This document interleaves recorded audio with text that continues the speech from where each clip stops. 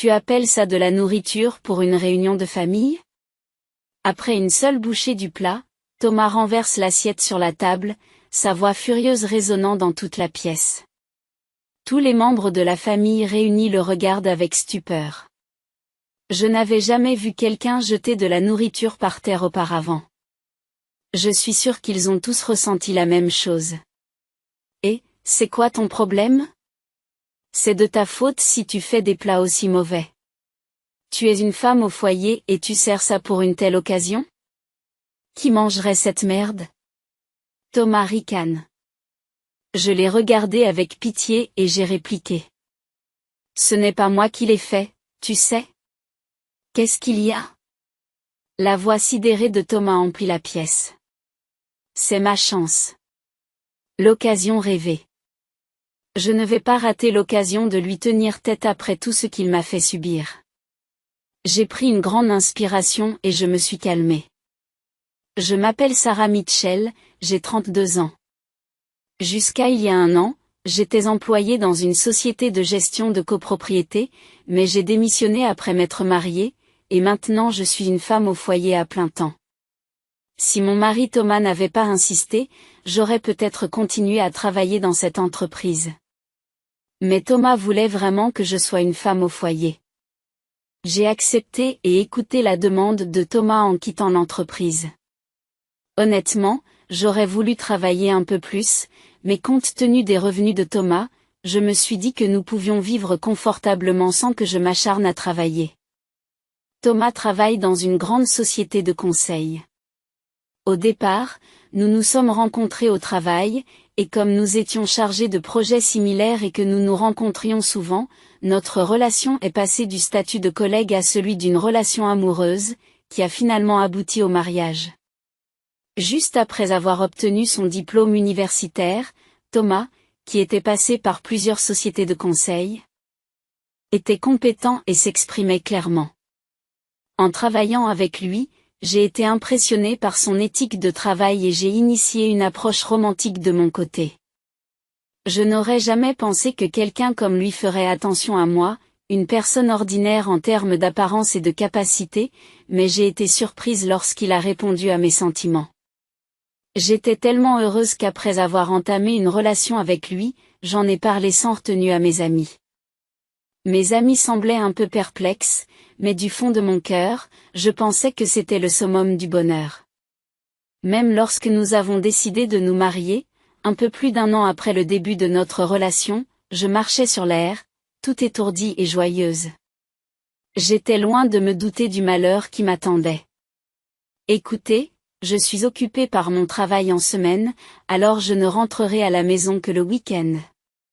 Désolée, mais je vous en prie, soyez d'accord avec ça. Le jour de la cérémonie de notre mariage, il m'en a parlé avec désinvolture juste après notre retour à la maison. Moi qui pensais qu'une vie de couple heureuse était sur le point de commencer, j'ai été complètement choquée par cette déclaration inavouable. Attendez, qu'est-ce que cela veut dire? Cela signifie que je ne rentrerai à la maison que le week-end. Cela permet de conserver les sentiments que nous avions lorsque nous sortions ensemble, n'est-ce pas? Mais, ça te pose un problème? Non, je n'en ai pas. Pour être honnête, j'étais abasourdie par cette proposition soudaine. Ne rentrer à la maison que le week-end, n'est-ce pas ce qu'on appelle communément un mariage de week-end? C'est étrange de décider seul d'une chose aussi importante. S'il voulait vraiment un mariage de week-end, il aurait dû me le dire avant notre mariage. Pourquoi l'a-t-il soudainement proclamé le jour même de l'enregistrement de notre mariage? Certes, le fait de se voir moins souvent peut contribuer à maintenir l'excitation. Mais n'est-ce pas un désir naturel que de vouloir être toujours avec la personne que l'on aime? Mon enthousiasme initial à l'égard de notre nouveau mariage a été passablement atténué, et j'étais plus abattue que je ne l'avais prévu. Thomas, me voyant dans cet état, m'a traité avec une gentillesse inhabituelle ce jour-là, que ce soit par pitié ou pour améliorer mon humeur, je n'en suis pas sûre. Ce soir-là, nous avons passé notre première nuit en tant que couple marié, et j'ai pu momentanément chasser de mon esprit l'idée de notre mariage de fin de semaine. Il s'agissait peut-être d'une victoire stratégique pour Thomas. Rétrospectivement, la déclaration de Thomas à ce moment-là n'était qu'un début. En effet, ce qui nous attendait était bien plus pénible qu'un simple mariage de fin de semaine, ce que je n'arrivais même pas à imaginer à l'époque. 2 mois après le début de notre mariage, Thomas, fidèle à sa déclaration, ne rentrait à la maison que le week-end. En tant que femme au foyer, j'avais envie de servir le dîner à mon mari qui rentrait fatigué tous les jours, mais mon enthousiasme s'est envolé d'un seul coup. Il arrivait aussi qu'il rentre à la maison le week-end, mais qu'il prenne ses repas à l'extérieur. Thomas goûtait donc rarement ce que je préparais. Pendant un certain temps, j'ai subtilement insisté pour que nous abandonnions ce mode de vie conjugal axé uniquement sur le week-end, mais Thomas a étouffé mon opinion en disant « Hein ? Même si tu n'es qu'une femme au foyer, tu t'opposes à ce que je dis. » Comme s'il était la personne la plus importante de la maison. Certes, j'étais une femme au foyer. Mais c'était parce que Thomas le voulait. Je me suis rendu compte que Thomas m'avait obligé à quitter mon travail pour pouvoir contrôler notre vie familiale comme il l'entendait. Il a fait en sorte que je dépende de lui financièrement et que je ne puisse pas m'opposer à ses ordres. C'était sans doute le but de Thomas depuis le début. La nuit, des larmes de frustration coulaient dans mon lit. Pourquoi diable en était-il ainsi ? Je voulais juste avoir une vie de couple heureuse. Il est trop tard pour se lamenter. Je n'ai pas d'autre choix que d'attendre patiemment que Thomas change d'avis. J'avais l'impression d'être jeté dans un tunnel sans issue, rempli d'angoisse. Lorsque notre vie conjugale est entrée dans son 3e mois, Thomas ne rentrait que rarement à la maison, même le week-end. Ce n'était pas notre accord. Y a-t-il un sens à être marié dans une situation où l'on ne se voit presque jamais en tant que couple ? Pouvons-nous reparler de notre vie, s'il vous plaît ? J'ai posé cette question avec courage un vendredi soir. Thomas, qui était peut-être sorti boire avec ses collègues, empestait l'alcool. En même temps, un doux parfum, comme celui de l'osmanthus, flottait dans l'air. J'ai été surpris. Ce n'est pas possible, n'est-ce pas ? Je vous l'ai dit et répété. Je n'ai pas l'intention de changer maintenant. Malgré son état d'ébriété, Thomas, comme à son habitude, fait valoir son point de vue. Mais ce n'est pas ce que nous avions promis. Tu avais dit qu'on passerait au moins les week-ends ensemble, n'est-ce pas ? Et maintenant ? Tu ne rentres plus à la maison le week-end non plus. Je n'ai jamais accepté cela depuis le début. À ce moment-là, le visage de Thomas est devenu rouge comme une betterave. Je me suis rendu compte que je l'avais mis de mauvaise humeur d'un seul coup d'œil. Combien de fois vais-je devoir le répéter ? Je ne bougerai pas d'un pouce. Sérieusement, pourquoi te plains-tu autant ? Et si tu te mettais enfin à la page ? Contrairement à ce qu'il était avant notre mariage, Thomas, qui ne montrait aucun signe d'affection à mon égard, m'a fait passer de la colère à la tristesse. Pourquoi Thomas m'a-t-il épousée ? N'en pouvant plus, je me suis réfugiée dans ma chambre. Quand j'ai entendu Thomas prendre sa douche, j'ai rampé hors de ma chambre et je me suis faufilée dans la sienne. Je ne voulais vraiment pas faire une chose pareille, mais je ne pouvais plus supporter d'être vulnérable face à Thomas. En désespoir de cause, j'ai fouillé la chambre de Thomas dans l'espoir d'y trouver des preuves. Plusieurs mois ont passé, et pour l'essentiel, Thomas et moi vivions séparément, comme d'habitude. J'ai cessé de dire quoi que ce soit à Thomas, qui ne rentrait presque jamais à la maison. Il y avait des choses qui me dérangeaient davantage, alors je me suis dit que j'allais vivre tranquillement pour l'instant. Et puis, un jour, j'ai reçu un appel sur mon portable. C'était ma belle-mère. Je n'avais pas vu ma belle-mère depuis la cérémonie de mariage. Me demandant ce qu'elle pouvait bien vouloir, j'ai décroché le téléphone. Bonjour. Oh, Sarah ? C'est moi. C'est moi. Il y a un problème ? Ma belle-mère devait être dans un supermarché ou quelque chose comme ça. J'ai entendu des voix bruyantes à l'autre bout du fil. Noël approche. Vous allez venir chez nous pour ça, n'est-ce pas? Toute la famille se réunit, et nous voulons que tu viennes aussi, Sarah. Oh, pour Noël. Oui, je viendrai. Mais j'ai pensé que ma belle-mère savait peut-être quelque chose sur Thomas, alors j'ai décidé de lui poser une question. Avez-vous parlé à Thomas récemment? Thomas? Oh oui, je lui ai parlé plusieurs fois. Je lui ai beaucoup tendu la main depuis qu'il s'est enfin marié, mais il m'a dit que sa vie de couple se passait bien, n'est-ce pas? Oh, vraiment? Les propos de ma belle-mère m'ont laissé perplexe. Notre vie de couple se passe bien? C'est ce que Thomas a dit à sa mère? Ou dans notre mariage du week-end, les choses ont-elles l'air de bien se passer? Puis j'ai compris. Thomas a délibérément menti à sa mère en lui disant que notre vie conjugale se déroulait bien. Ma belle-mère est un type inquiétant lorsqu'il s'agit de son fils, bienveillant si on le lui dit gentiment, surprotecteur si on le lui dit durement. Bien que nous ne nous soyons rencontrés qu'une seule fois, il était clair dès notre première rencontre qu'elle adorait son fils. Je pense que tout ce que Thomas vous a dit est probablement un mensonge. La vérité est que, comme je l'ai confié à ma belle-mère, Thomas a déclaré dès le début de notre mariage qu'il ne rentrerait à la maison que le week-end et que, depuis peu, il ne se montre même plus correctement, même ces jours-là. De quoi parlez-vous, Sarah? Il n'y a aucune chance que Thomas fasse ça. Toi, par contre, tu essaies de me tromper avec des mensonges, pour qui te prends-tu? Mon aveu a fait ressortir sa colère et elle a haussé le ton à l'autre bout du fil. J'ai alors poussé un grand soupir. Cette femme ne croit rien d'autre que les paroles de Thomas. Elle ne doute jamais des mensonges de Thomas. Si quelqu'un parle mal de Thomas, même si c'est sa femme, ma belle-mère le réprimande sévèrement. C'est comme ça qu'elle fonctionne. Je ne mens pas.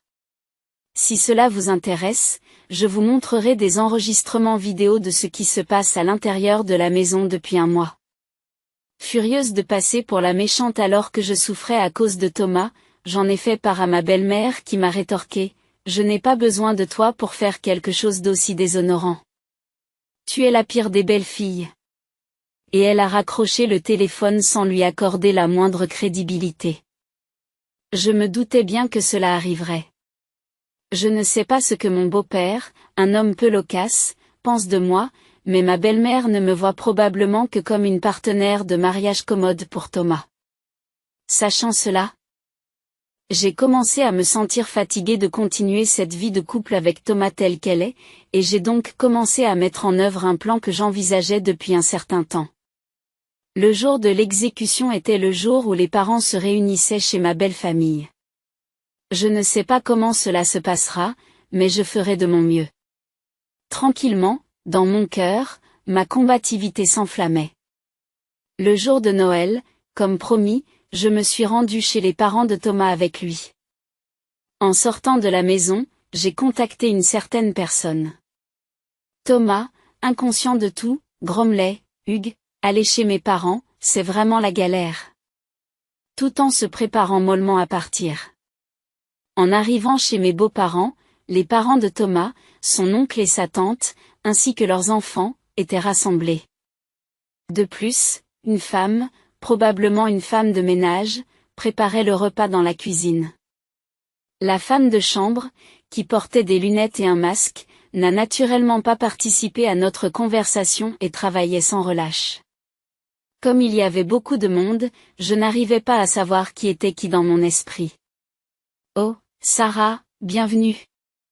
Ma belle-mère, qui avait peut-être perdu toute confiance en moi à la suite du dernier appel téléphonique, a exprimé verbalement un geste de bienvenue, mais ses yeux n'ont pas souri le moins du monde. Me forçant à sourire, j'ai relevé mes joues raides et j'ai esquissé un sourire. Joyeux Noël. À partir de ce moment-là, aucune conversation directe n'a été échangée avec ma belle-mère et la préparation des repas s'est poursuivie. Je me tenais également dans la cuisine et préparais diverses choses. Mon beau-père, toujours aussi réticent, était assis sur le canapé et lisait le journal. Une fois les préparatifs terminés et que j'ai fini de mettre la table, tout le monde s'est mis à manger de son côté. À côté de moi, j'ai aperçu Thomas qui prenait une assiette avec du ragoût. C'est à ce moment-là que j'ai également pris le repas. Tu appelles ça de la nourriture pour une réunion de famille? La céramique heurta le sol avec fracas, dans un bruit sourd, et les épaules de chacun tressaillirent de surprise. Après avoir avalé une seule bouchée du plat, Thomas renversa l'assiette sur la table, sa voix furieuse résonnant dans toute la pièce. Tous les membres de la famille réunis le regardent avec stupeur. Je n'avais jamais vu quelqu'un jeter de la nourriture par terre auparavant. Je suis sûr qu'ils ont tous ressenti la même chose. Et, c'est quoi ton problème? C'est de ta faute si tu prépares des plats aussi mauvais. Tu es une femme au foyer et tu sers ça pour une telle occasion? Qui mangerait cette merde? Thomas ricane. Je l'ai regardé avec pitié et j'ai répliqué. Ce n'est pas moi qui l'ai fait, tu sais. Qu'est-ce qu'il y a? La voix sidérée de Thomas emplit la pièce. C'est ma chance. L'occasion rêvée. Je ne vais pas rater l'occasion de lui tenir tête après tout ce qu'il m'a fait subir. Je respire profondément et me calme. Qu'est-ce que tu racontes? Tu étais dans la cuisine en train de préparer le repas, n'est-ce pas? Thomas se moque par le nez et me regarde d'un air qui dit qu'il ne comprend pas de quoi je parle. Oui, c'est vrai. Mais la gouvernante était là aussi, non? Je ne faisais que mettre la table. La gouvernante faisait le repas. C'est vrai? J'ai dirigé mon regard vers la gouvernante, qui aurait dû se reposer dans l'arrière-boutique. Tous les membres de la famille sursautent en voyant la gouvernante, qui a surgi de l'intérieur. Oui, c'est bien cela. Vous voyez? Au fait, cette gouvernante est quelqu'un que j'ai engagé. Laissez-moi vous la présenter. C'est ma mère. La gouvernante. Non, ma mère a enlevé les lunettes et le masque qu'elle portait. En voyant son visage, Thomas et mes beaux-parents sont surpris. Mes beaux-parents et Thomas connaissent bien sur le visage de ma mère, ils doivent donc être choqués de la voir ici. Ah, vous n'êtes pas la femme de ménage que Thomas a engagée? Je ne savais pas. Je n'aurais jamais pu arranger ça. Il semble que ma belle-mère ait cru que Thomas avait appelé la gouvernante, et elle tremble. Thomas, vous connaissez le travail de ma mère, n'est-ce pas? Elle travaille dans un restaurant, où elle prépare chaque jour de délicieux repas. Mais aujourd'hui, elle l'a fait légèrement aromatiser pour nous. Je me demande pourquoi tu as cru que c'était moi qui avais fait le repas. C'est parce que vous étiez dans la cuisine jusqu'à maintenant, n'est-ce pas? Thomas, peut-être irrité par ma question, élève la voix avec colère. En effet, il serait normal de penser que c'est moi, qui étais dans la cuisine, qui ai fait le repas avec ma mère, si l'on regarde les choses objectivement. Mais Thomas, qui ne mange presque jamais ma cuisine, ne le sait pas. Les plats que je prépare ne sont pas légèrement parfumés comme le repas que ma mère nous a préparé aujourd'hui, ils ont souvent un goût prononcé. Je préfère les saveurs plus riches, j'ai donc tendance à utiliser beaucoup de sel et d'épices. Mais c'est vrai aussi. Mais la raison principale est que vous n'avez presque jamais mangé ma cuisine. Qu'est-ce que tu veux dire? Toutes les personnes présentes, à l'exception de Thomas, écarquillent les yeux, ne comprenant pas la situation. Thomas, le visage blême, se fige sur place. J'ai décidé de dévoiler toutes ces insincérités ici et maintenant. Le jour de l'enregistrement de notre mariage, Thomas a déclaré qu'il ne rentrerait pas à la maison en semaine. Que nous ne passerions que les week-ends ensemble. C'est ce qu'on appelle un mariage de week-end. Il n'avait jamais parlé d'une telle chose avant notre mariage. J'ai été choquée. Je ne pouvais pas l'accepter. Mais même si je m'y opposais ou essayais d'en discuter, il était inflexible, disant que toi, femme au foyer à plein temps, tu ne me défies pas, et qu'il n'écouterait pas du tout mes opinions. Au fur et à mesure que la vérité sur notre vie conjugale est révélée, les proches de Thomas ont l'air choqués. Parmi eux, ma belle-mère, en particulier, aboie avec un visage qui dit « Pas encore ce mensonge. Ce n'est pas possible. Tu dis encore ça ? Thomas m'a toujours dit que Sarah et lui vivaient heureux. S'il vous plaît, ne dites pas des choses aussi embarrassantes devant les membres de votre famille. » En voyant ma belle-mère défendre son fils jusqu'au bout et afficher une expression démoniaque au nom de Thomas, j'ai soupiré. Il était temps. C'est peut-être le moment de le dire. C'est alors que, seul, j'ai pris une décision et que j'ai serré les poings. Thomas ? Tu es là ? Une voix féminine inconnue s'élève de l'entrée, faisant frémir tous les proches de Thomas. L'un d'entre eux demande « Qu'est-ce qu'il y a ?» Simultanément, la porte du salon s'ouvre et une femme passe la tête à l'intérieur. Vêtue d'une jupe courte, les ongles rouges vifs et les cheveux brillants, elle semble avoir une vingtaine d'années. Après avoir balayé du regard les nombreuses personnes présentes dans le salon, elle ouvre grand les yeux et laisse échapper un « hu ». Thomas ? Qu'est-ce qui se passe ici ? La femme, qui appelle Thomas d'une voix chaude, regarde plusieurs fois autour d'elle, déconcertée. Tout le monde, sauf moi, ne comprend pas la situation. Marie. Qu'est-ce que tu fais là ? La maîtresse de Thomas, Marie, penche la tête d'une manière de plus en plus confuse face à son choc. Pourquoi ? Tu ne m'as pas invité ? Tu as dit que tu voulais me présenter à ta famille, alors tu m'as demandé de venir. Quand ai-je dit cela ? Il y a 2 semaines. Lorsque la femme montre l'écran de son échange de messages avec Thomas, celui-ci sursaute. Je n'ai jamais envoyé ça.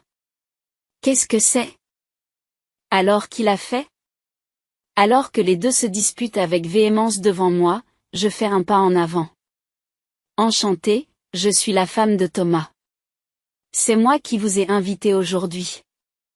Je m'excuse auprès de Thomas, mais j'ai pris la liberté d'envoyer le message. Les 2 personnes ont simultanément baissé la mâchoire. Oui. En fait, depuis le jour où j'ai reçu l'invitation à Noël de ma belle-mère, je cherchais le moment de me venger de Thomas.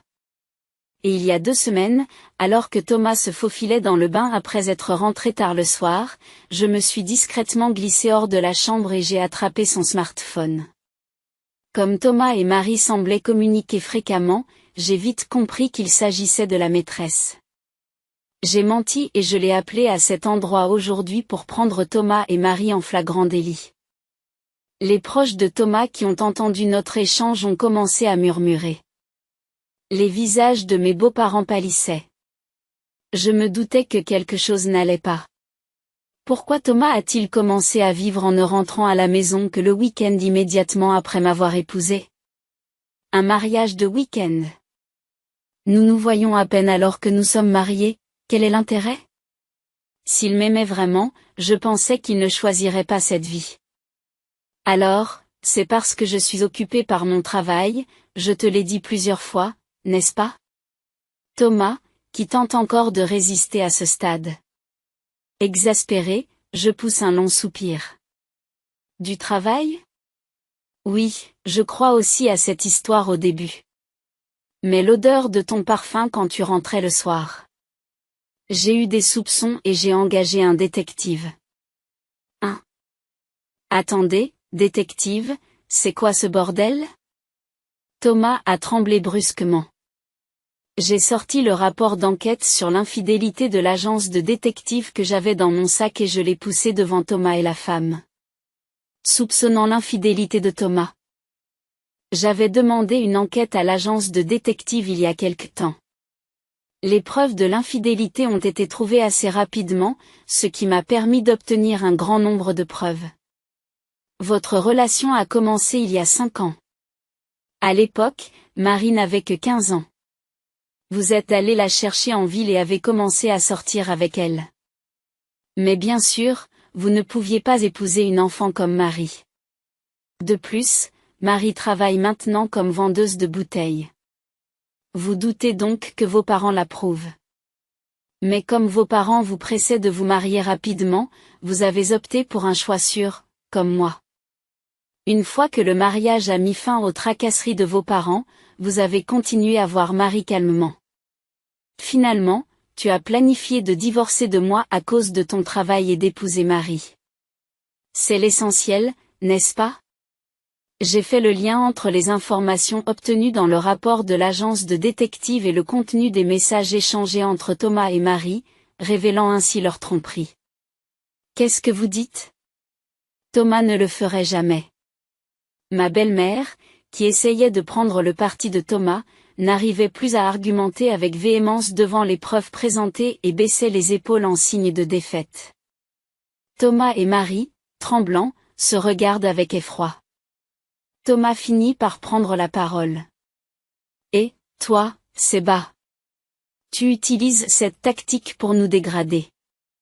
Ce que tu fais est immonde. À ces mots, j'ai ressenti une colère si intense que j'ai eu l'impression que mes veines allaient éclater et j'ai crié. Séba? De quoi parlez-vous? Le plus bas, c'est toi qui n'es pas rentré à la maison juste après notre mariage, n'est-ce pas? Tu t'es rapproché de moi alors que quelqu'un d'autre se servait de moi et tu t'es mis sur un piédestal en me blâmant? Tu attendais que j'en ai marre et que je parle moi-même de divorce, n'est-ce pas? Mais tant pis pour toi. Bien sûr. Nous allons divorcer. Et nous avons pris une part égale des frais de mariage, n'est-ce pas? Rembourse-moi. J'ai regardé entre Thomas et la femme, les fixant avec le visage le plus effrayant que j'ai jamais fait. S'il vous plaît, pardonnez-moi. J'ai eu tort. Oubliez donc le remboursement. Je fixai à nouveau les deux personnes qui me suppliaient de leur accorder la permission et je criai. Sortez, tout de suite. Thomas et la femme, en entendant mon cri, finirent par s'enfuir de la maison en poussant des hurlements. Je m'excuse auprès de tout le monde d'avoir provoqué une telle scène. Je me ressaisis et recule, tandis que des soupirs s'échappent de la famille de Thomas. Tout le monde était probablement à court de mots, consterné par les actions de Thomas.